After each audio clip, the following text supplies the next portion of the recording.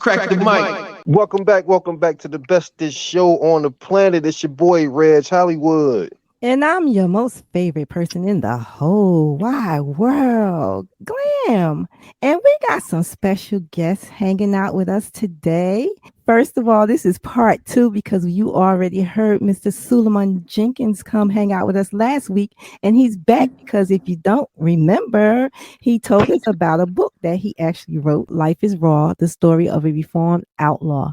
Everyone, please welcome Mutah Beale, better known as Napoleon, American former rapper of Tupac's rap group Outlawz. He has since converted to Islam and is now a motivational speaker and also has a book in which Suleiman Jenkins mentioned last week that he wrote for him.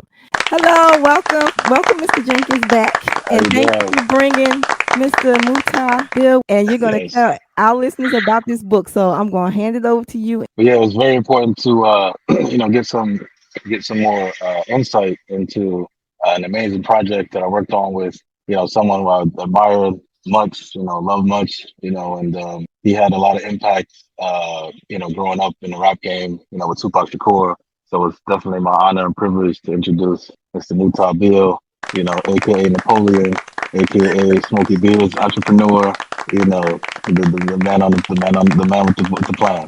Welcome, Mr. Mutah Beale. Thanks for having me, man. Appreciate that love, Suleiman, man. Good, bro. All good, bro. Thanks for having me. I have a lot of questions for you. Yes. So the first question is, you're from Newark, New Jersey, correct? Irvington, New Jersey. Irvington. Oh, wait. Irvington. Reg Hollywood had to correct that one. He said, He had to correct that. Right. Even though, Irvington and Newark is pretty much like the same thing. You on one side of the street, you cross from Irvington, you're in Newark. So my family is from Newark and Irvington. So I grew up in both, places, you can say. Let's start from the beginning in your early life. Growing up in Irvington, going to high school. What made you decide, or how did you even get into rapping? Man, so as Reg would tell you, we grew up in the same community pretty much. His brothers, his cousins, his nephews, especially his nephew Talib. I grew up with his family, and we came up in the era you can call the crack era. You know what I mean? So right. To take it back from the beginning, when I was a kid, when I was 3 years old, my mother and father was murdered in front of me. I was living on the other side of Irvington, close to Newark, and I had to move to Reg's side of town when I was 3 years old after the death of my parents, and I was raised by my grandparents. So, I grew up in the city, grew up on the streets at a very young age. I got involved in things that come with that life. I tried to sell drugs at one particular time when I was 13 years old, and I got arrested. So getting arrested is what actually led me to start writing raps. You know what I mean? So I figured out at a young age, actually when I got arrested, the people on my block in my neighborhood, my brothers and my cousin, they was clowning me. They like, man, it's your first week on the job out on the block and you got arrested. So I wanted to do something that people in my neighborhood wasn't doing back then. And that was writing raps. You know what I mean? It wasn't popular the way it is now, where you pretty much got everybody and their mother coming out from the hood trying to rap. But back in the day, it was only a handful of us. I think Reg was a rapper too. I think, but Reg was. You left us, Reg. You went to New York. So Reg was in Well, they said Reg said he was a karate kid, a b-boy, a rapper, and all these other things. Yeah, I used to break dance. That was the breakdancing era back then. Then he was breakdancing and rapping too at the same time. Yeah, so that was hip hop. You know what I mean? So I grew up, in that era as well. Going on the block, rapping for the people in my neighborhood, and eventually I got introduced to Tupac Shakur, to another Jersey native, which is his half brother, Yafeo Gaddafi. Okay. So that's pretty much summed up my childhood in a couple sentences. Then you met Tupac. And then did he take you to Cali at that point? Yeah, so I met Pac. I would say the first time I met Pac, I believe I was about 14 years old, no older than 15 years old. He used to come to New York a lot. You guys are from Jersey as well, correct? Yes. So as Newark is about 30 minutes to Manhattan. So I used to go to Manhattan all the time and meet up with him. And eventually he decided to put a rap group together. He wanted me to be part of the rap group. We went from different names. First we was Young Thugs, and we was Dramacidal, and then he came up with the name of the Outlawz. Okay. And, yes. In the process of being a rapper, you were signed to Death Row or no? We signed to Death Row, but it actually came later after Pac died. We went to Death Row. When Pac came out of prison and he moved to LA, that's how myself and the rest of the Outlawz moved out to LA with him. But he was signed to Death Row, and we didn't sign to Death Row. We was under his record label that he was about to start. But when he passed away, we eventually signed a record deal with Death Row.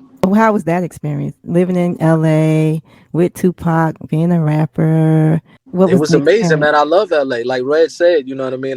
You fall in love with LA, the culture, the weather, the palm trees, the food, the different, you got the Mexican food, you got soul food. It's a melting pot. So, even though LA in the 90s it was wild because gang culture was at its peak, I would say, but it had a lot of good benefit, leaving New Jersey at that time. Red to tell you, half of the people on my block and my family was going into prison, going to jail or getting murdered. Wow. Yeah. Wow. It was a good move for me to get out of Jersey. Right. Yeah. Now, when did it go to a point where you decide, okay, I'm done with the rap music? I'm going to, like, what transition? I became Muslim. I became Muslim in 2002. And, years later, the more that I learned about the religion, the more that I start practicing it, I decided to give it up. And eventually, a couple years after that, I was able to move to Saudi Arabia. And that's how I met the homie Suleiman. Oh, that's how you two met. Cool. Because he did say he was in. Okay, cool. So how long were you there? I'm living here now for 13 years. I believe, Suleiman, you was here for like 17, right? You was here for like 5 years before I came. Yeah, right? I went there 2004 and left 2021. So you're still there? Yeah, I'm still here. I came in 2010. Cool. Okay. Usually when we go into the religion, something happens sometimes that pushes that route. You know what I mean? Like there's an altercation or experience or something. And it doesn't have to always be a tragic thing, but usually something leads us there. So what would you say led you to Islam? Well, first of all, my parents were Muslim, so I was born Muslim. My mother and father, actually, they both accepted the religion of Islam. My father, he came up with the Nation of Islam at first, following Malcolm X. My mother, followed my father's footsteps back in the day. My father's African American, my mother's Puerto Rican, so it was rare for the Latino community back in the day to follow like Islam, the Nation of Islam. Right. But eventually, my parents left the Nation of Islam and accepted Islam. You know what I mean? Real Islam, and they started to practice it. But when they was murdered in front of me, they was killed by people from the Nation of Islam. So I grew up hearing my grandparents telling me that Muslims killed my mother and father. So I had, out of my ignorance, I had a hatred towards Islam. I had a hatred towards Muslim. But it wasn't until after Pac passed away, I got real heavy into drinking, and I got real heavy into just, I went through a period in my life where I would say the dark ages. I became real aggressive, every day drinking and smoking. My life was just spiraling out of control, and I didn't really know which way to turn. And, I got into a fight with my little brother one time at the studio. He had to go to the hospital and get staples to put his wound back. It was actually a Muslim, a Black American Muslim brother in the studio who broke up the fight. We exchanged phone numbers, and he would call and invite me to the mosque. And eventually one day I accepted his invitation, and I would say from that day it changed. I was able to read about Islam, and I realized that Islam and the Nation of Islam was two different religions. And it was a point in my life I needed that change, or I probably would have not been here today. Right. So that was your angel. That was your angel. Yeah. You was wilding. I think you was wilding, bro. Yeah, I was out of there, bro. Well, I will say this: if he was anything like Fatal, now I know Fatal. I knew Fatal because God, rest his soul. So you guys were some. Yeah, we was all wild, man. Outlawz, we were some young, wild, like teenagers, coming from Jersey, coming from the hood. I tell you this, like we have a documentary where Fatal would say that Mutah was the wildest of the Outlaw. Like I was the most. I was just like high strung and just we all was crazy. We all was young teenagers. We came from the block one day, then the next thing we're around Death Row. Right. Around Pac, so we didn't really know how to handle that. You know what I mean? Yeah, that's a lot to take on being young, and now you're giving everything, getting attention, and all of that stuff. So what's it like being under Tupac? How was it? How was that working with him? Did he check y'all and make y'all get it together, or he was? Yeah, Pac definitely was checking us. He definitely, a lot of people don't know that Pac was a type of person like he was like a real big brother, even though he was young. He passed away at 25 years old, but he wasn't the type of person that just allow us to act wild and be wild. Like around him, we used to tone it down because he didn't really like that type of stuff. We literally used to sneak out of his house when he fall asleep if we wanted to go hang out and stuff like that, because he was very overprotective. And so he had that big brother, side of him that we used to like. We used to feel like he was the party pooper sometimes. Like, damn man, Pop just walking. Damn, he gonna make us stop drinking. He gonna make us stop. You know what I mean? So he had that side of him. That's funny. What would you say to a young guy now today that wanted to get into hip hop and rap? And what advice would you give him, or would you deter him from going into rap? I would tell him, man, rap music is probably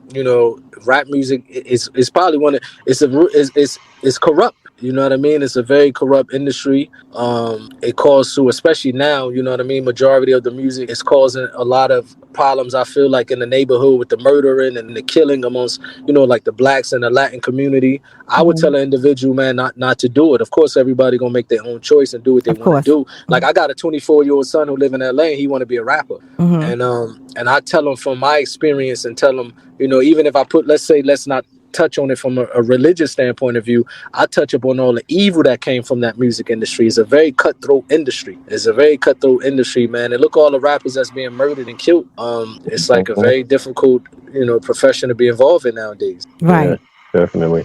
I think that you would use, I think that Allah used you and had you build and go through this journey so that you could talk to these young guys and tell them, listen, because you've experienced it. You're able to stand up and say, this is what I went through, experience, and I'm alive and well to say what it is. And this is what you could do. So I believe, Allah used you. Definitely. You're blessed. What you got going on now? You still got NW Coffee coming out? You still got it running? What's going on with you now? We had the coffee shop. We closed 2 coffee shops. Unfortunately, coffee business got real saturated here in Saudi Arabia, so we did have a nice run, but we had to close it down. But we have Smoky Beers, a smoked barbecue restaurant, and we actually in the process of opening up 4 more brands. Wow. We opening up a smoked brisket sandwich, like a Nashville, Tennessee chicken, a burger joint, a bakery. And we actually doing it all at the same time. So it's a lot that we doing and taking on at the moment. But thank God, you know what I mean? When God closed one door, he opened up others. So we're thankful. You guys got to come visit out here. Yeah, I was just going to say that. I was going to say, we need to come visit. I would love to experience that. I've seen all the people coming through and blessing their presence at the restaurant. I've seen it. It was a good look. Yeah, we just had the rapper, what's his name, Macklemore. The crazy part, because I don't listen to music. I'm up to date. I know what's going on, but he was one of them that slipped my radar. I never heard of him before. And, but he was here 2 days ago and came visit Smoky Beards. So you don't listen to music? No, I don't listen to music anymore. At all? At all. Wow. Is it now? What's the reason for it? I think I know, but I'm gonna let you. A religious point of, from a religious side. But to be honest, I think one of the things I can say, like not listening to music, it makes me more relaxed. You know what I mean? I can recall like the times when I used to listen to music. I always was like anxious, anxiety, angry, because music can affect you. You can affect your mood. You know what I mean? Yes. And so now that I don't feel like I'm missing anything, and but I do keep in touch with what's going on in the world. You know, like from my Instagram page and stuff like that. And I like to know what's happening. Right. So you have no plans on ever coming back? Nah, to music. To the United States. I'm about to say I might sound like Kumo D now. Boy, this dude a hip hop. I don't even know how to rap. But I do come back to America. I usually come back every summer in time, but I go to LA. Since I left New Jersey, I really haven't been coming back. You know what I mean? Because my oldest son is there in LA. My brother is there in LA. So I'm usually in LA, but I haven't gone this summer. I usually spend the summers, but I don't think I'll come back this summer, unfortunately. But I love going back to America, to LA at least. Yeah. Okay. Shout out to Big Bro Moon. Yeah. Yes, sir. Yes, sir. Moon. So tell us about this book. And when you guys started writing this book, what made you decide, okay, how did that happen between you and Suleiman? Like, how did that happen, this book thing? Well, basically, I think I posted No, I posted something, and I think I got a few comments, and people was like in the comments, like, man, you need to write a book about your life story. And Suleiman, because we was already friends, you know what I mean? I think he hit me up and he was like, if you want, I can write it. And I'm gonna keep it real. Like Suleiman noticed, like I had somebody in LA before he wrote a book. He wrote a book about my life, but it was trash. I was even like, damn, that my life is trash. Like after reading it, I was like, damn, this is my life. I don't got nothing to offer to the people. He said it was trash. So, yeah, it had me feeling like, damn, this is all I can offer.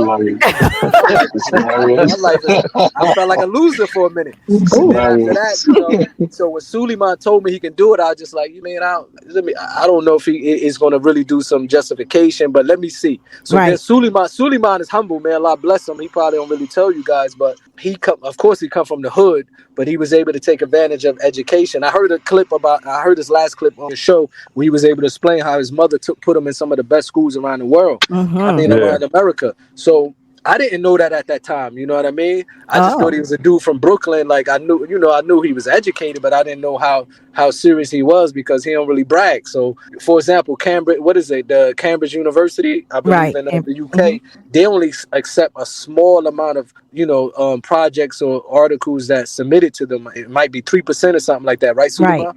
Yes, Oxford University. Yeah. Oxford University, my bad. Yeah. They accepted a few of Suleiman writing. You know what I mean? Out of all the people in the world that submit to them, mashallah, he's humble. Yes. So he ain't gonna tell y'all that part. So I was like, so when he hit me up, I thought it was gonna be like the dude in LA who wrote my book. But then I think he sent me like the first article, and it blew me away. You know what I mean? Because usually when rappers do books about their life, to be honest, it's almost like a continuation of rap music. You know what I mean? It's about how hard it was, how many drugs they sold and stuff like that, where, you know what I mean? They don't really have nothing to offer when these books. But the way Suleiman, when he gave me that first chapter, it just blew my mind because he was coming with like, the situation of, and like I was born in 1977, for example, the situation of our environment in Newark, New Jersey and Irvington, New Jersey at that time, the situations in the African American communities, that he was able to hit it from a standpoint of view that I was like, man, if he can do a book like this, then I'm all in. You know what I mean? It blew me away. The process, when you guys went through the process though, like did he sit with you? Did you, like, how did that transpire, the process of writing the book when you two got together? He was just submitting to you, or you would record and send him stuff and he'll write it and send it back to you? Or did you guys actually physically be in the same room, or how did that happen? I would say majority of the time, my bad, you go ahead. You was about to say something?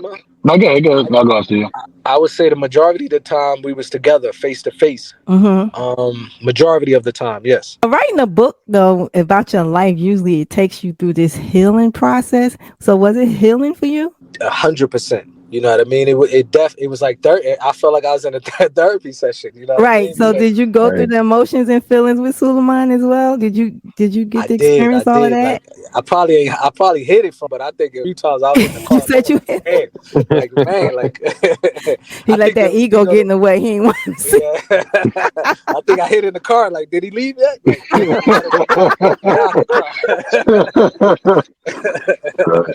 Nah, but I remember one thing that really hit me, and I think I told you, Suleiman, when we was doing the part of the audio book, and it got to the point, because I always tried to ignore how Pac died and got murdered. I never read any articles. I never thought about it. I always try to black it out. You know what I mean? But when we was doing a part of the audio book and we was reading that part when he was in the hospital, that really hit me. Okay. Yeah, it hit me. Were you out there when Tupac killed? Were you out there? Yeah, I was there. I wasn't there when he got shot. But as soon as we got the news he got shot, the drive from LA to Vegas only 3 hours, so we went immediately. So I was there his last days with him. Oh wow. Yeah, that could be heartbreaking. Go through that with your friend. Oh wow. Where can we find your book? Where can we buy it? Where can we you can you can find it on Amazon. You can find it on DO Press, the original publisher. You can find it on Target, eBay. You can just type in the name of the book is Life is Raw, the story of a reform outlaw, and it will come up on Google, and you find access to everything. Life is Raw. The Story of a Reformed Outlaw. The Story of a Reformed Outlaw. I gotta Gotta read get that it. book. I'm going to Gotta read get that. it. I'm You going No, to do. it's definitely definitely get it. it's definitely like I'm not saying it because it's my story, but the way the book is written, it doesn't matter if you're from the hood, if you're from the suburbs, if you're from Europe, Africa, America. The way Suleiman written the book, everyone can relate to it, and Yeah. you know what I mean. Yeah, and So that we was hope done. that it get out more. That was done, intentionally, because like what I said, I've been blessed, to be, to have access to the academic tools in the places that I went to, Right. and a lot of times when you have, like Mutah said, when you have people who write these kind of books, about people from the hood and tragedy and things like that, you usually have one or two things. You either have, sort of a rapper or, someone from the hood who really can't communicate the message in a way that is going to be consumed by everybody. It's just going to be all types of cursing, and there's no real literary Right. excellence to it. Or you have somebody who is a scholar but they never lived that life, and they don't know Right. anything about the hood, so it comes off as ingenuine. So this opportunity was a blessing because it gave me the opportunity to merge both worlds. And that's exactly Hmm. what I tried to do. Like, it's one, you got to express what Muta went through, and it was very challenging and difficult. Keep it real as it was in the hood, but at the same time, make it digestible so that anybody can read it. Right. We were very fortunate, to get reviews from really everybody. I'm talking about professors at universities who were like, wow. Obviously people, who were fans of Pac were like, wow. And that was the goal, to really touch everybody because, Muta's story is a human story, and any human, should be able to relate, to what he went through, and be able to take a lot of lessons from it. Yeah, definitely. I Yeah. got my signed copy. Oh, you can tell you. Yes, sir. Yeah, we want signed copies too. Yes, sir. Yes, sir. We got Just y'all. give us the word. Just give Yeah, us the we word. want signed copies as well. For That's for sure. sure. Would you do it all over again if you had to, Mutai? If they say, okay, start life all over, we're gonna reset, would you do it all over again? I look at it from everything that I went through in life in the past, of course, is a learning experience. I don't regret anything. Even if Hmm. I don't agree with certain stuff, I probably would do certain things differently if I had the chance. But I know everything was written from God, so I know everything had its reason, has its wisdom behind it. You know what I mean? So I just say everything that happened in my past, it was the best thing that it was best for me. Right. Right. Oh, Oh, okay. Moo, one thing you still got the how the Puerto Rico project coming with the resort. That's crazy, man, because I just met with my partner, Napoleon. He just got back from the UK, and we were discussing the project, so it's still it slowed down because we had to go back to on board. And we was trying to do like a big top project where it was about an $8 million project, and investors was really kind of afraid. So we had Mm, to we had to go down and make it simple where we're gonna do just like a Norman glamping project. So hopefully we Mm. get it off the ground soon, God willing. okay. Inshallah. Well, What's ahead? What do you have plans, goals? I'm quite sure still to this day. Like I asked Suleiman when he was here, and we're not trying to kill you, but look, when you get to be Yeah. 160 years old on this earth or whatever age, when you get ready to check up out of here, what would you like for people to remember you as? Or I just, you know what I mean? We could check out any moment. It doesn't matter if we're 160, that's the reality of life. Like I would just true. hope that the people would see, like, in life that, no matter your beginnings is about the ending, which well, most important that we try to have a good ending, because we started off, probably, in a bad situation. We started off like I would have never thought that, coming from Irvington, New Jersey on Chancellor and Union Avenue, that I would end up being with Pac, for example. You know what I mean? So that was one of my dreams that I was able to accomplish. And then from there to be living in a whole country like Saudi Arabia doing business, Hmm. I would have never thought that because we come from an environment where a lot of times we don't dream, we don't see past the block. You know what I mean? So I Right. would just hope if another youngster see it that they know it can happen. Exactly. right. Yeah. And well, we definitely appreciate you, Thanks and for we are having me. very, very proud of you because you come from our neighborhood. Very proud. I Ah, remember. I What remember part of standing in Jersey front of y'all the from? corner. I'm from Newark, New Jersey, Brick City, baby. Brick City, Yes. yeah, Brick Yeah, City. she Irvington Brick like the City. little brother. Yep. Irvington like the Ghost Yeah. little Town. brother, huh? Right. Yeah, exactly. Yeah. I talk. remember But standing in front of the corner store when he was young, 14, 15 years old, telling me he was going to LA. And I said, man, go ahead, do your thing.